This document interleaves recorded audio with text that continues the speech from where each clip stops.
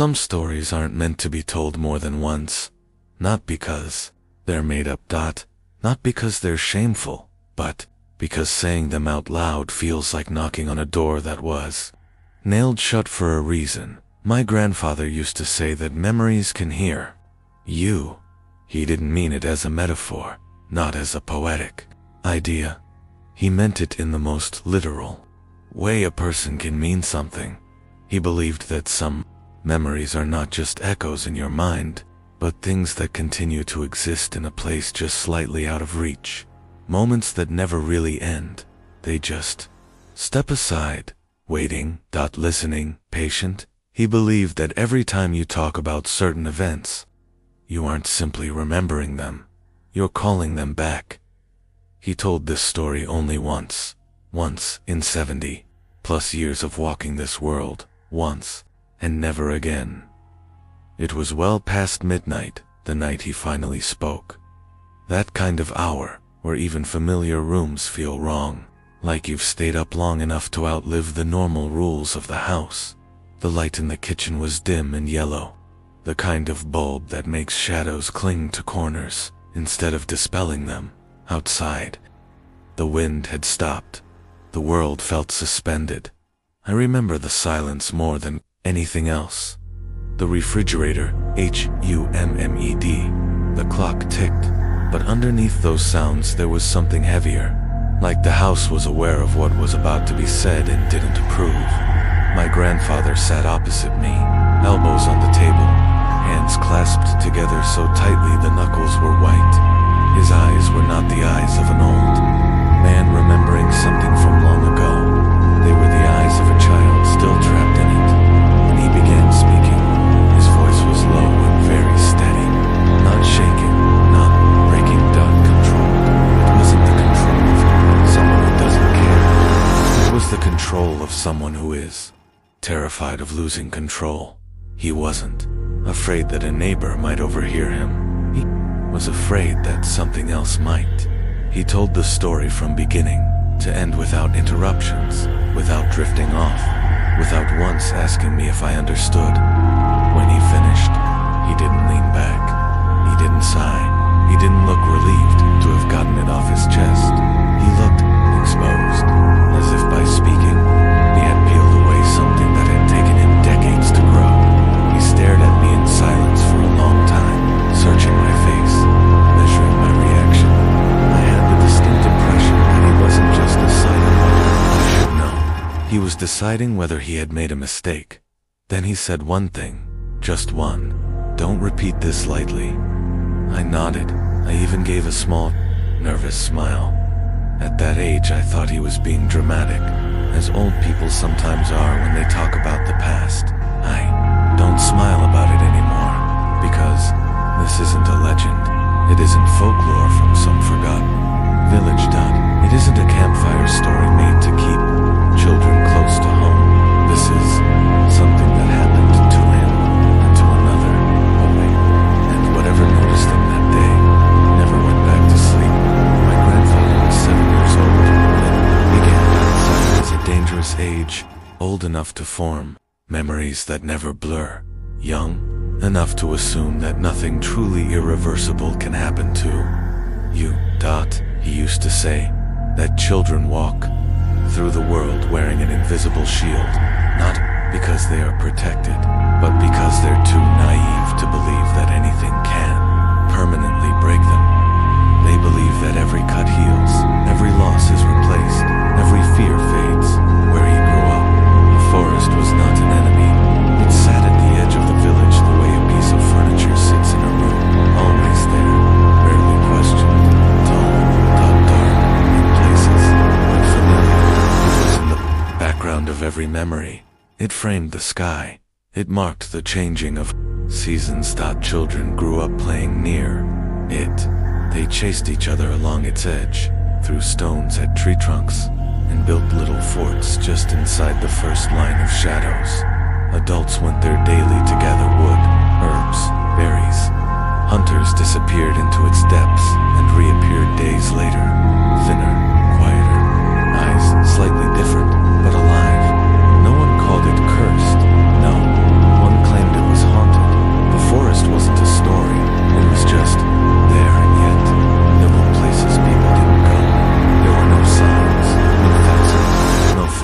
no physical markers, but there were paths that everyone knew about, and yet never followed. Narrow trails that started out like all the others, then slowly faded into nothing, as if the forest itself had decided to erase them. There were clearings, no one named, patches of ground that existed on the edge of memory, never spoken about directly. There were areas adults would unconsciously avoid on walks, their feet shifting direction without discussion. If you asked why, they'd shrugged. I don't know, we just don't go there. If you pushed, their expression would change. They'd grow serious very quickly. Conversations would end abruptly with a familiar phrase. Don't go too far. No one ever explained what too far meant. It wasn't a distance. It wasn't a landmark. It was a feeling, wrapped in silence. Adults said it like a line already crossed once, a long time ago. A line no one wanted to acknowledge out loud, and when adults refuse to explain something, children don't stop thinking about it. They fill in the gaps. That afternoon was supposed to be like any other. The sky was clear, pale, and high. Summer had softened the ground, and the air carried the smell of warm pine and distant smoke from cooking. Fires back in the village. My grandfather wasn't alone. With him was another boy, about the same age. A quiet child, thin, almost fragile skin so pale it always looked a little cold, even under the sun. He wasn't the kind of boy who ran headfirst into trouble. He listened when adults spoke. He stayed close to his parents when they went to the market. He didn't test boundaries. If you had to pick one child in that village who would be least likely to break an unspoken rule, it would have been him. They weren't looking for danger. They weren't trying to prove their bravery. They were simply two bored boys with nowhere else to be. They followed a narrow, familiar trail into the forest. It was a path they had walked so often they could have traced it blindfolded. It wound between trees, dipped slightly past an old stump, curved around a moss-covered rock. At first, nothing felt unusual. Birdsong overlapped from every direction, a chaotic music of chirps and calls. Insects buzzed invisibly, brushing past their ears. Twigs cracked under their feet with comforting regularity. Sunlight filtered through leaves and flickering patches, warming their faces before disappearing again. The forest felt alive, busy, indifferent to their presence.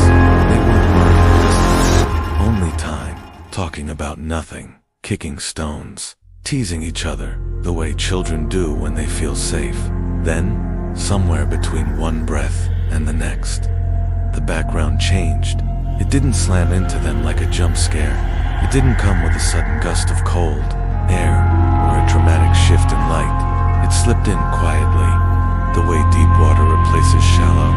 The birds stopped first. One moment, the air was full of their voices. The next, it wasn't. It wasn't that they flew away. There was no flapping, no rustling, no movement. The sound simply cut off. The absence was so sudden that my grandfather said his first thought was that something had blocked his ears. He rubbed them, swallowed. The world remained. Wrong dot. Then the insects fell silent. No buzz, no whine dot, no whine dot, no tiny legs ticking against leaves. The forest, which had always had some layer of noise, now had none. The wind died too. Leaves that had been shifting gently a moment before froze in place, as if time had thickened around them. Their footsteps changed. Each step sounded dull and heavy, as if the earth had grown soft and was swallowing the noise, instead of letting it echo down. Grandfather didn't know what to call the feeling that crept over him then. He only knew that every hair on his arm stood up. It was like walking into a room where someone had been arguing moments before. No voices, no movement, just a lingering tension, heavy and sour. Only this wasn't human tension. This was a tension, the sense that something enormous and unseen had turned in there. Direction, moving toward them, not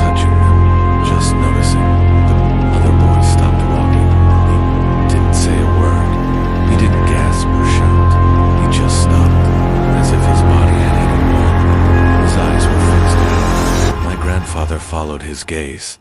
At first, he saw nothing, just the continuation of the forest, trunks, roots, shadows. Then his eyes adjusted. There it was. It sat in a small clearing, slightly raised off the ground on thick wooden supports, unstructured, gray, weathered, to the point where the wood looked almost like bone. It had no walls, no roof, in the way a house would, just a flat surface of planks, darkened with age. It might once have been carved, decorated, meaningful, but time had eaten away most details. It could have been anything, an abandoned platform, the remnants of a hunter's shelter, a broken monument. But it wasn't any of those things. The longer they stared at it, the more both boys felt their stomachs twisting. No plants grew beneath it, not a single blade of grass, no weeds, no moss. The ground under the structure was bare, hard, and strangely smooth, as if nothing had dared claim it for a very, very long time. No insect crawled over the wood, no spider had built a web in its corners, no bird had left droppings or feathers on it. The forest had accepted roots in every direction, except there, it was as if the entire clearing had been quarantined. My grandfather's breath grew shallow. The other boy's shoulders shook, but he didn't move. They didn't have to say it out loud. The word bloomed in their minds at the same time. Grave, not buried, not hidden under the ground, displayed, elevated, set apart. They had heard stories, whispered late at night, when adults thought children were sleeping, about certain kinds of people. Not priests, not healers in the gentle sense, but those who dealt WI. They stood there longer than any child should ever stand in a place like that. My grandfather always said that, years later, when he tried to make sense of what happened. This was the part that haunted him the most. Not the grave, not the objects, not the consequences that followed them home like a shadow that refused to detach, but the absence of Fiadarti Nunut. They should have been terrified. Every instinct, every whispered warning, every unspoken rule of the village pointed to one truth. They had crossed into a place that did not belong to them, and yet nothing inside had urged him to run. Nothing screamed danger. Nothing tightened his chest or made his legs tremble. The fear didn't fade. Slowly, it didn't dissolve or weaken. It was simply gone. Its place was a strange, hollow calm. A curiosity that felt cold and mechanical, like a thought that didn't belong to a child at all. Not should we do this, but what happens if we do? They stepped closer to the structure. The wood creaked softly, too softly under their weight, even though neither boy had touched it yet. The sound stretched unnaturally long, echoing through the silent forest, as if the trees themselves were listening.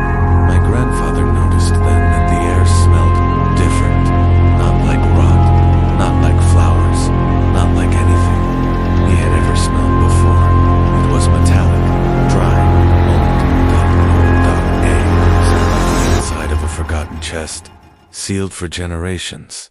A scent, like the air in a place where nothing had breathed for a very long time. Around the raised platform were objects placed with deliberate care, not scattered, not abandoned, arranged. A drum lay on its side, its leather stretched tight and cracked and thin, branching lines that reminded him of dried skin. When the faintest breeze touched it, though, there had been no wind moments earlier, released a dull, hollow thump, not loud, but deep, a sound that felt like it came from inside the earth. There were amulets made of bone and dark metal, heavier. Some were warm, as if they had been held recently. Others were so cold they made his fingertips twitch. Feathers were tied together with thread that looked impossibly old, frayed, discolored, but unbroken, as if time had tried to destroy it and failed. Neither boy spoke. It felt wrong to use their voices. They're wrong in a way that had nothing to do with rules or manners. My grandfather reached out first. He didn't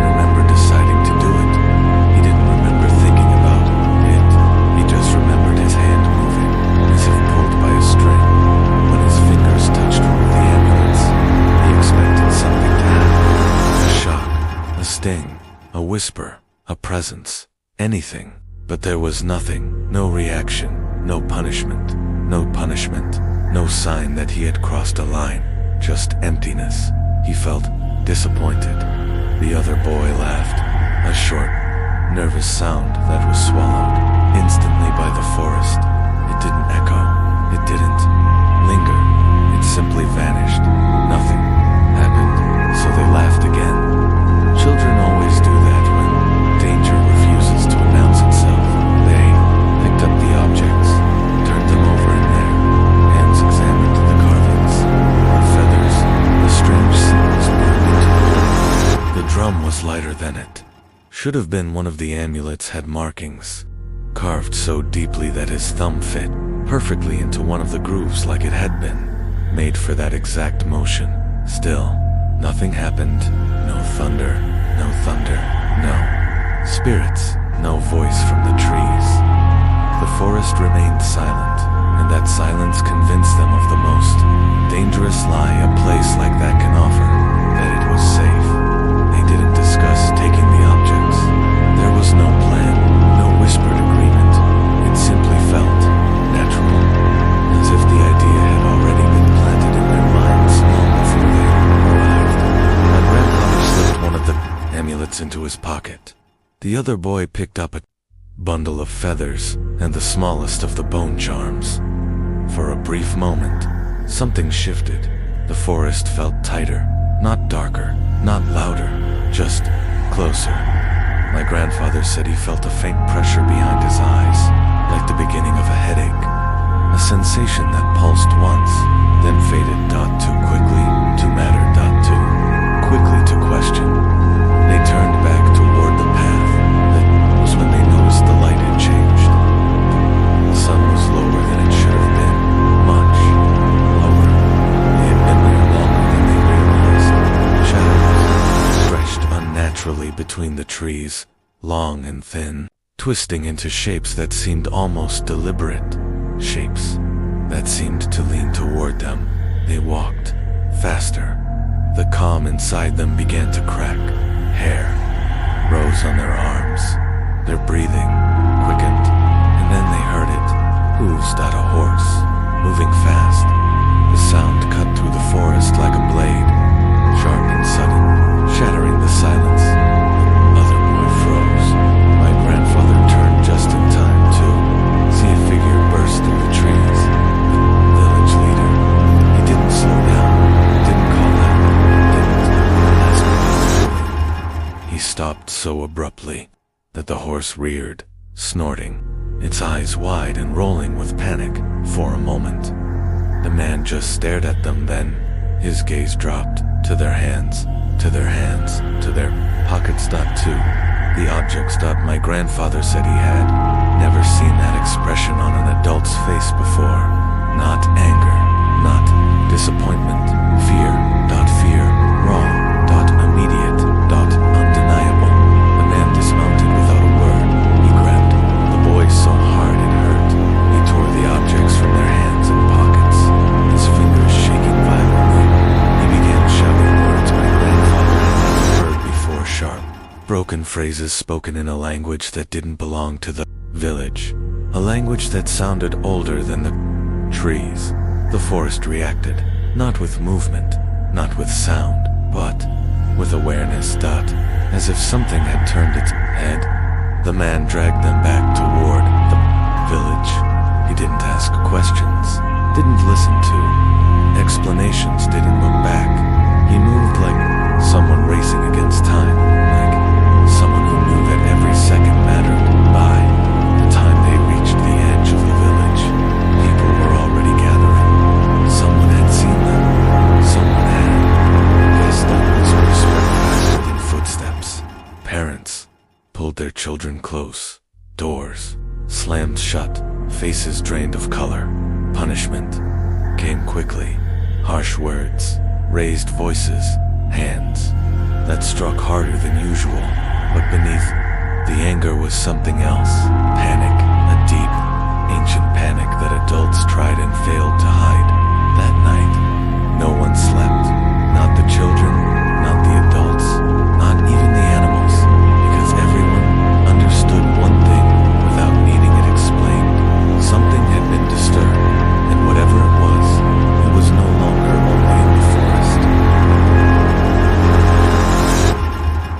I've avoided telling this part for most of my life. Even now, as I speak, I feel that same pressure in the air, the one my grandfather described, the one that makes you wonder if something is listening, even when you're alone. But if I stop now, the story becomes a lie, and he never lied to me, so I'll finish it, quietly, carefully, carefully.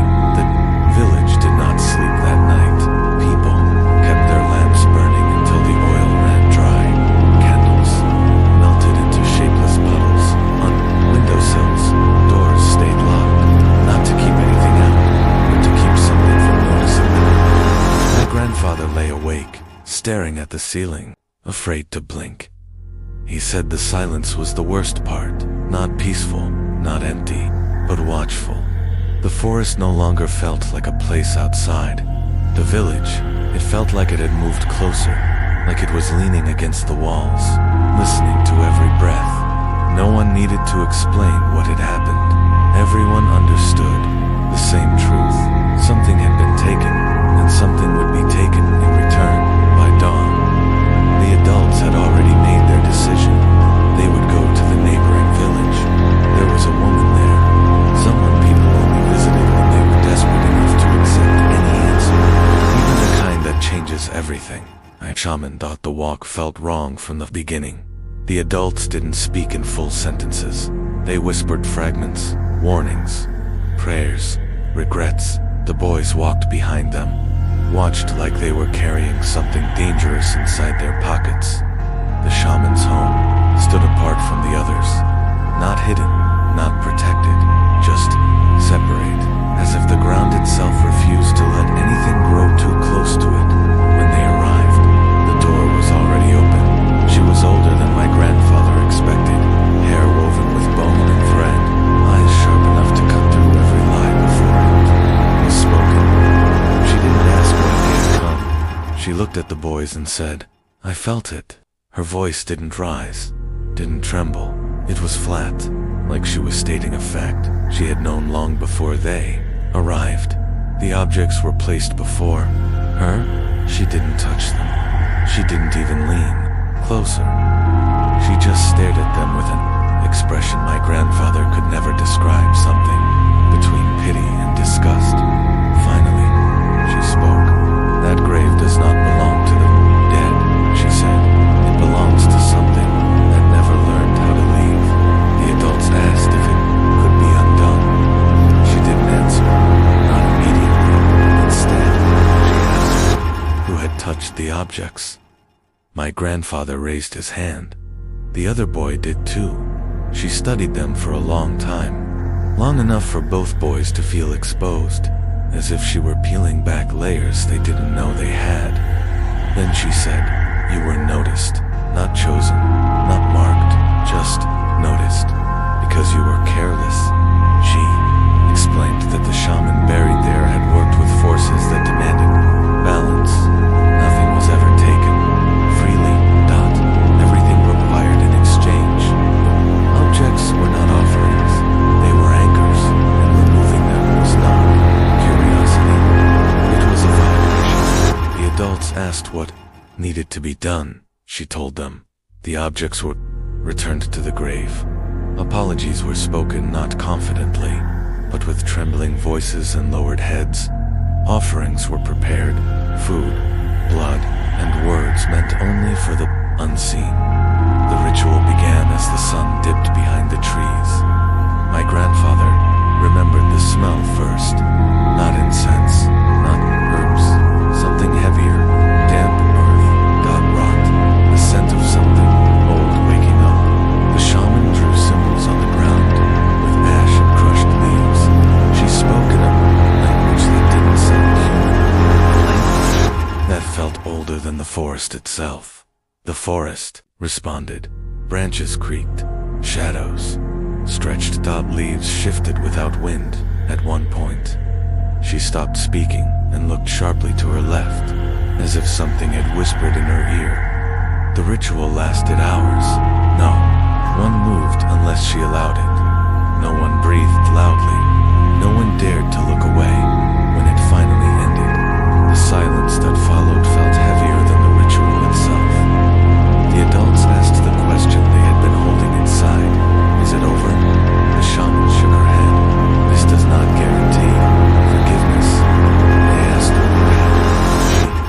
looked at the boys again. You will know by morning. Morning came too quietly. No birds, no wind, no movement in the trees. My grandfather said it felt like the world was waiting. The other boy didn't speak at first. They thought he was afraid, then stubborn, then ashamed. But when he opened his mouth, nothing came out. Not a whisper, not a breath, not even the sound of air moving. Just silence. Doctors were called. They examined him from head to toe. His throat was fine. His lungs were strong. His body was healthy. There was no physical reason. His voice to be gone, but it never returned. Not that day. Not that year. Not ever. He grew older. He lived a full life. He learned to communicate without sound, but he never spoke. Again, not a single word. My grandfather said the forest changed after that. Not darker, not angrier, aware, as if something inside it had opened an eye, as if it had accepted the price, and was watching to make sure no one tried to take it back. No one ever touched the grave again. No one even went near it, and no one questioned why, because everyone had seen the price. Sometimes the punishment isn't death. Sometimes it's what you lose and have to live with. My grandfather told this story once, only once. He believed that speaking about it invited attention, that certain memories don't fade, they wait. I don't know if that's true, but I do know this. Some places are avoided for a reason. Some objects are left untouched on purpose, and some mistakes don't end when you apologize. They end only when the price is paid, and sometimes that price lasts a lifetime. Lied. His throat was fine. His lungs were strong. His body was healthy. There was no physical reason for his voice to be gone, but it never returned. Days passed, then weeks, then years, then years. The boy grew older. He learned to communicate without sound, but he never spoke. Again, my grandfather said the forest changed after that. Not darker, not angrier, aware, as if something inside it had opened an eye. No one ever touched the grave again. No one even went near it. And no one questioned why, because everyone had seen the price. Sometimes the punishment isn't death. Sometimes it's what you lose and have to live without. My grandfather told this story once, never again. He believed that speaking about it invited attention, that certain memories didn't fade, they listened. I don't know if that's true, but I do know this. Some places are avoided for a reason. Some objects are left untouched on purpose, and some mistakes don't end when you apologize. They end only when the price is